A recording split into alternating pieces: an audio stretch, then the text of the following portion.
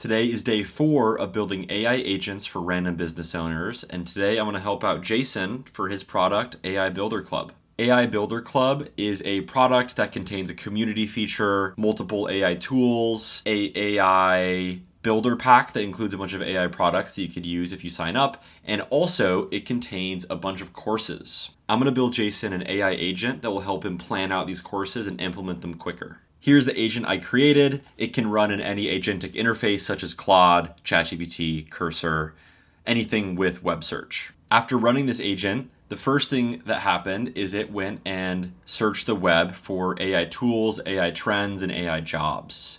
This output 7 different opportunities for us to create an AI course. All right, so we chose option 6 here, which is AI safety and governance. So we can see that after we chose option 6, it went out and researched AI safety, governance, risk management. And now we have an entire course outline for what this course could be. What we're left with is the course outline here on the right, and on the left is the market analysis for the course.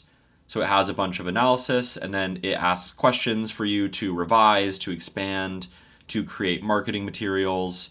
If you have your Notion MCP hooked up, you could just transport all of this over to Notion or Asana.